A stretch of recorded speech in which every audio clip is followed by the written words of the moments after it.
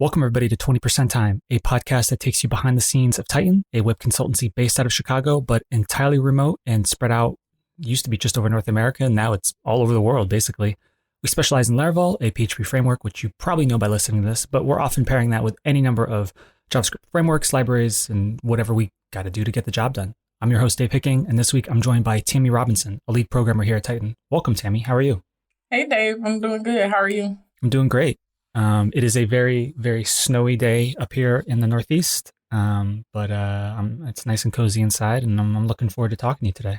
Looking forward to talking to you too.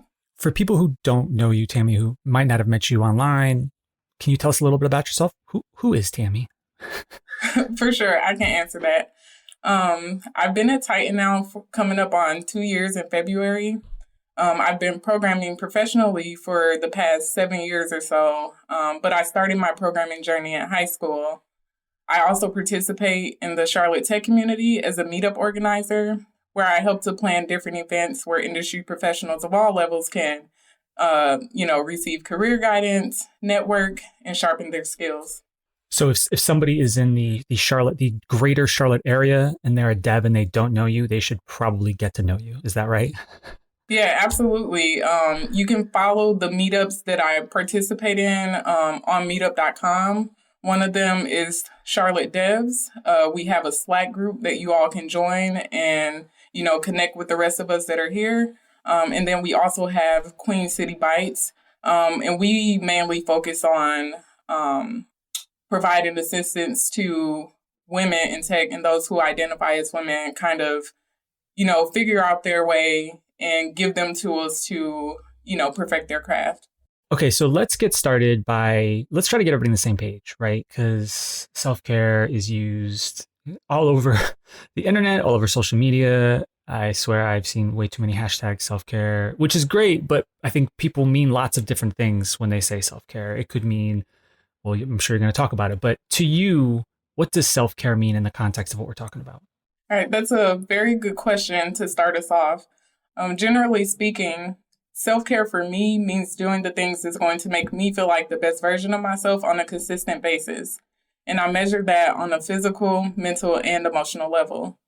So with that being said, there are different things I take into consideration as it relates to what practicing good self-care looks like as a programmer in a fully remote role.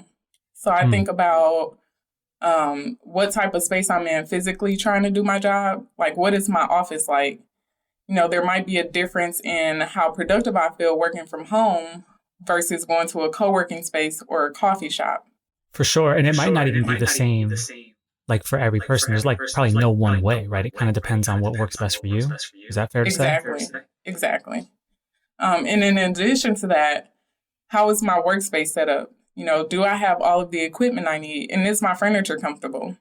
It might sound silly, but it's important because if I have uncomfortable furniture, it's going to affect how my body feels.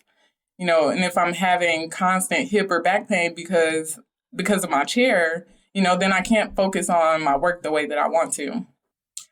And then when it comes to thinking about things on a mental and emotional level, the first thing I think about is, do I feel supported in my role?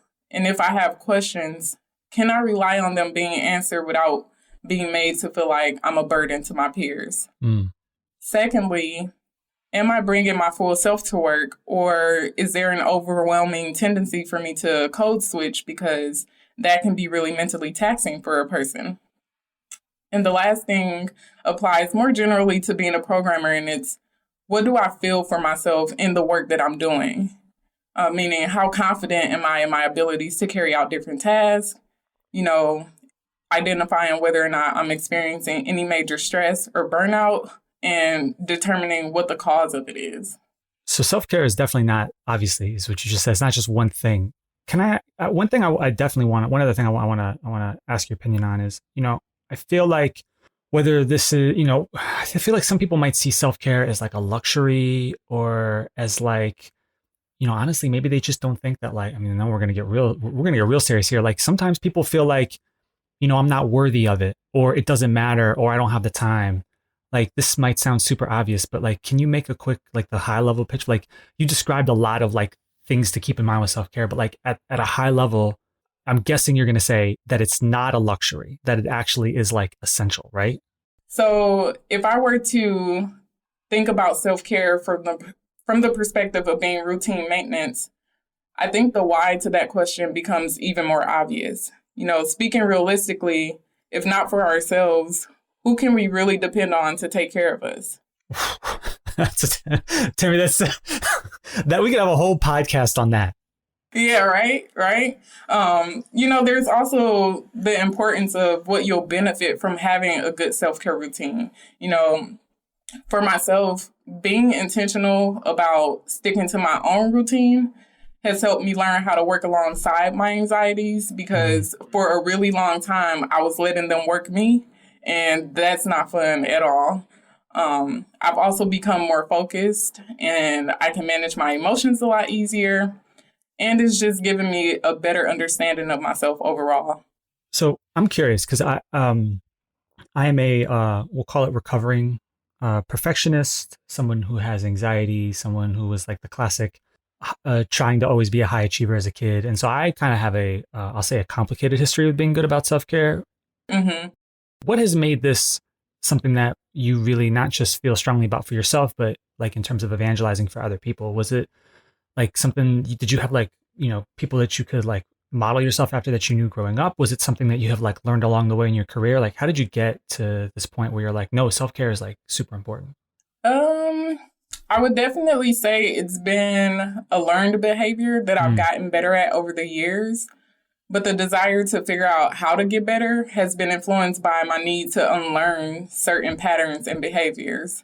And then seeing how well it's helped me manage certain things is what's made it essential for me. So, for example, I struggled with constant negative self-talk and believing that I shouldn't be in this profession, despite the work that I put in to get here. So, yeah, had it not been for figuring out a healthier way to navigate those feelings, I'm not sure that I'd be where I am right now. do you think there are any misconceptions that people might have about the idea of self-care? Before we get into some of the more specifics, this is hopefully the last high-level question. Is there any like things that you feel you have to like, when people say self-care, you're like, nah, that's not really what it means? Yeah, for sure. I think there was two that I can think about that I even had myself. One is that people think it's selfish. Yeah. A lot of us aren't all that good at saying no, right? And then there's that old cliche statement that you can't pour from a glass half full, or however it goes. It's the truth. You can only show up so much for other people before you begin to neglect showing up for yourself. And then another misconception is that it doesn't work.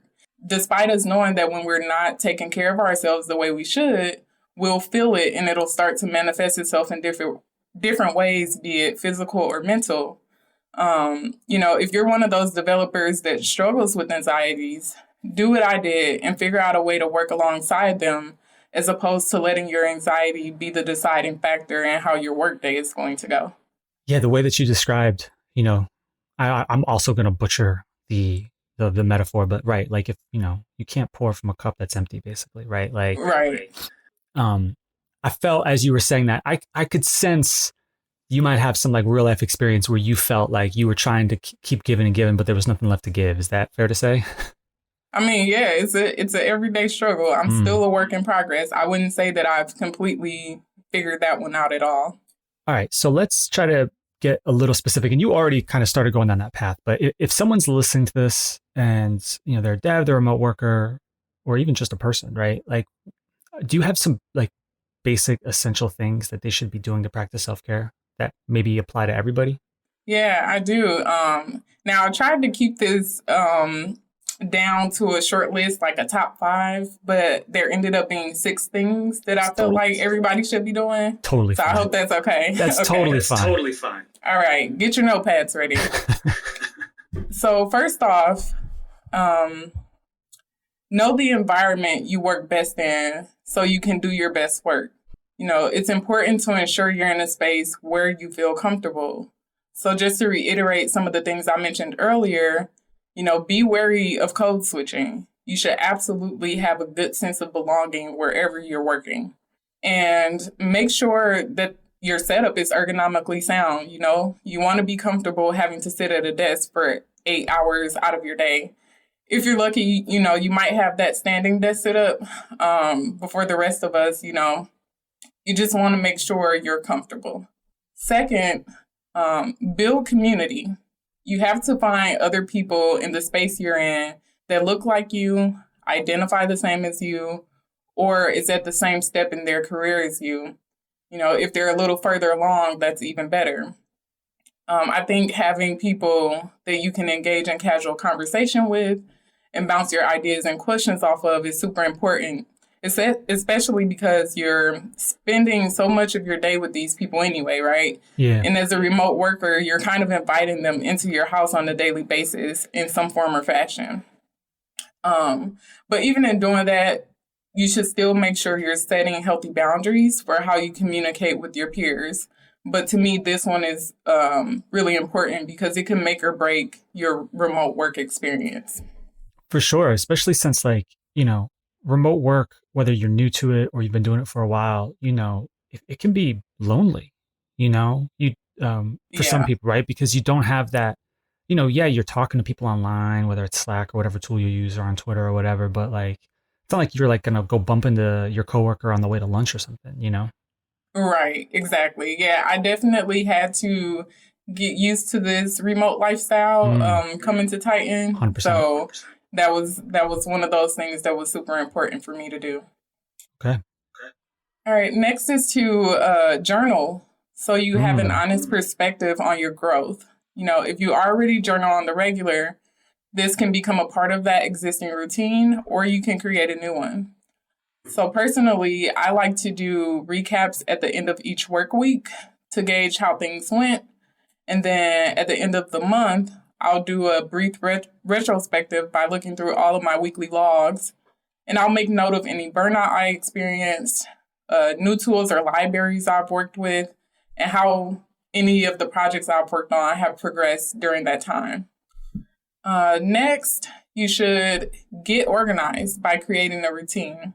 Now, I know routines and structure aren't everybody's cup of tea, but I think in general, it's a good idea to have some sort of routine, whether it's a list of things you do consistently or 1 to 2 things you make sure you do every day. So a simple example of that would be, you know, having a log of what you plan to work on for the day. And then at the end of your days, you can include where you left off. So the next morning, you don't have to do a ton of mental gymnastics in order to know where to pick it up from.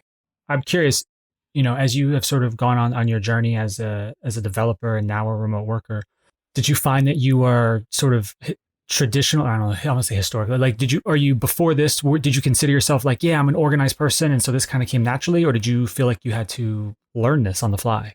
No, I've definitely been an organized person all of my life. And it's been something that's happened as a result of, you know, being someone that has high anxiety. I need to have like some sort of like organization to my life in order to be able to kind of get things done, if that makes sense.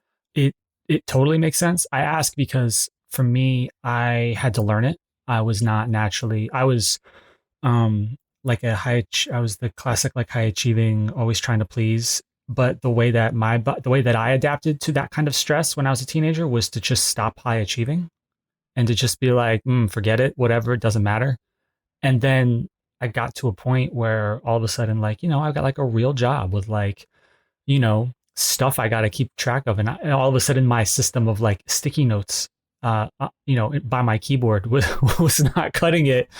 And, you know, my wife is actually, not to get too personal, my wife is going through kind of a similar thing right now where she's got like, you know, she's like all of a sudden a manager at work, and, you know, her old systems, you know, are reaching their breaking point. I think that's just another thing I would like add on to what you said, which is like, you know, if you have any kind of major change, new job, whether going remote for the first time or whatever it might be, like you can suddenly find like whatever you used to be able to get by with, all of a sudden, no, it does not work. And now you've got a whole other level of stress.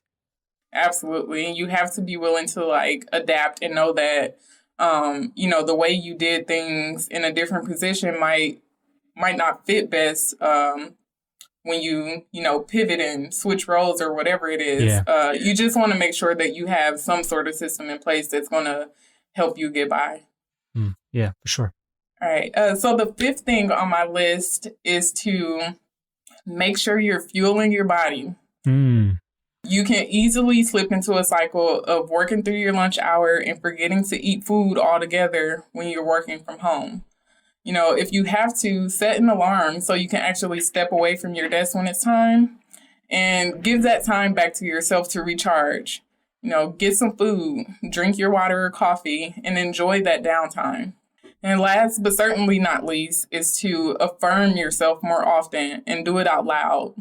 It may seem weird at first, but you just have to find the best way to do it that feels most natural to you.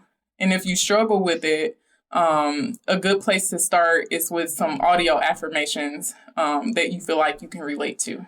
Yeah, that's a tough one for me. I'm not going to lie. I feel like society teaches us to not be, we always are expected to walk these fine lines. It's like, yeah, you should be confident, but not cocky. Yeah. And I feel like affirmations, I feel like a lot of people when I first heard about the whole idea of that, I was like, what am I going to start tooting my own horn? Is that what's going on? Because we're almost taught not to, but if you're not going to affirm yourself, who is? Right. Yeah. We have to be our own hype mans. Yeah. When I first started trying to learn how to do this, I would model myself after Issa Rae, kind of. She has this mirror persona in her show Insecure where she talks to herself. And I would try to do that in the mirror, but it was really awkward and it didn't work. So, yeah, you just have to figure out a way to do it. A lot of times I'll do it by writing my affirmations out so that I can see them. That helps me. But I also like the audio affirmations as well. Here's one thing I want to come back to, because you referred to it earlier. It's the idea, I know that I struggle with this. I'm sure a lot of people listening to this struggle with this. It's the idea that it's not like you just suddenly check off self-care on your to-do list and you never have to worry about it again. It's not just a one-time thing. It's a practice, right? But then it's also not like you can just, go to selfcare.com and sign up for a monthly subscription. You have to do it yourself.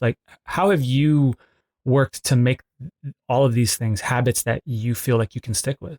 Yeah, it would be amazing if there was a selfcare.com. I'd be the first to We should buy that domain Italian. I don't know. We could. Yeah, for real. I'd be the first take my monies. But you're absolutely right. It really does take time and practice. And as I mentioned before, when you're first giving it a go, you'll spend a lot of that time unlearning things that have negatively impacted how you feel on a daily basis. Just understand that it's okay to start small. Every day is an opportunity to learn yourself better. But if you could think of the happiest day you've had, try to remember what you did and who you had around and start from there. Or you can try picking up on one new healthy habit you feel is going to improve your day-to-day and let that be your starting point. So that could be really simple things like waking up earlier if that's a goal for you, or you could start going for more walks, or maybe you want to drink more water regularly or something. I don't know. It really is dependent on the individual and what they feel they need more of. Yeah, I think one thing that's really important about what you're saying is the idea that you're not going to do it all at once. Right. You're not going to go from, now I'm kind of bad about the whole idea of self-care to oh, here's this person I see on Instagram and I'm just it's well, first of all, that's social media. Don't compare yourself. But also you got to kind of do one thing at a time sometimes, that applies to all sorts of habits. Absolutely. Yeah, I agree. It's definitely an ongoing practice. And it's also one of those things don't just think because you start and you work on it and then you get better at it that you should stop. Just keep going. Don't give up on it. It's really gonna change how you feel and how you do things. So Tammy, if people were to walk away from this episode with just only one thing that they should do to get started on sort of their journey to self-care, assuming that they're kind of at a place where they're Yeah, this all sounds great, but I'm not doing any of that right now. Like, we're, what's, is there any one, or there a handful of ideas where you're like, yeah, here are like achievable things you can do to get started? Yeah, if that's how you're feeling, first of all, I'll tell you to love yourself better. Mm. No, but Mm. if there's one thing I have to choose, and I pick from the 6 tips I gave before, I'd say implementing the honest journaling, because that might help you to identify some of those other things we talked about that could be happening. And once you've been able to pinpoint them, you can start doing the work to change those things. Um, I'd also just want to remind the folks out there that are either starting their programming journey or still experiencing some form of imposter syndrome that your code does not define you. Define you. Yes. And even if it feels hard now, you just have to trust that it'll get greater later. And even, Tammy, I'm sure this is true of you. It's true of every developer I've ever known. Even once you get to, if you've made a career goal to get to a certain place, once you get there, you're always writing code that when you look back in 2 years, you're like, I probably would have done it differently, because you're always learning, right? Oh, for sure. I do that every day. I can look at code I wrote 10 minutes ago and be like, why did I do that? But it is what it is. You just gotta work through it. It's a part of the job. So my last question, is there anything that we did not get a chance to talk about today that you feel is like really, really crucial for people to know about anything to do with self-care? Yeah, there's one thing that I'd like to add that I didn't mention, and it's to set easily attainable goals for yourself so that you can get those small wins. That'll really help you to boost your confidence in the work that you're doing, because it's super easy to get caught up and question our abilities when we find ourselves working on something we can't quite figure out. If you get frustrated, just take a step back a little bit, figure out how you can break it down into smaller, achievable tasks. And once you get those wins and that instant gratification, it'll motivate you to, pick up on some of that more difficult work. Okay. Actually, I realized I just have one final question, and sorry for springing this on you. Because when you brought up the one thing that people should do to get started, you mentioned journaling. Mm-hmm. Do you have was there, when you got started with journaling, was there like a go-to resource or someplace where that like helped you get started on that? There was not. I kind of try several different things to try to figure out the best way to do it, I guess. Yeah. And what I ended up landing on was doing like that weekly journal for work. So, I outline my document in Obsidian. I have a template that I just duplicate and reuse every week. I'll specify any goals that I have for that week, and that can be personally or for tasks that I need to get done. I'll outline any important interactions I have that week. If I have like one-on-ones, like what happened during that one-on-one, what was discussed. And then at the very bottom of that template, I just have a space where I recap the week so that when I have my retrospective of myself, I can easily just look back through them and see those recaps. You got a whole system going, don't you? I do. I told you, it's the anxiety. It's the high anxiety day. No, I hear you. I hear you. The one thing I was going to add on to that is, and this is from my experience as somebody who has tried and failed to journal, is if you're listening to this, don't think that you have to like get a particular tool or go out and buy a new notebook with like a really nice pen. Like, those are cool things, and sometimes that's what gets people over the hump to start. And if that's true, that's great. But like, honestly, it's not about the thing, it's about the practice. Absolutely.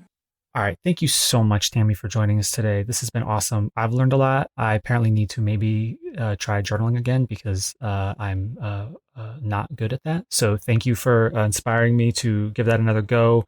Tammy, if people want to find you online, is there any particular place they should go? You can visit my small microsite at tammyrobinson.me to learn a little bit more about me. You'll also find links to all of my social medias on that site. And I'd like to just say, Dave, thank you for having me. I've enjoyed sharing these tidbits with you all. Awesome. Well, thank you so much, Tammy. Really appreciate it. And thanks everybody for listening.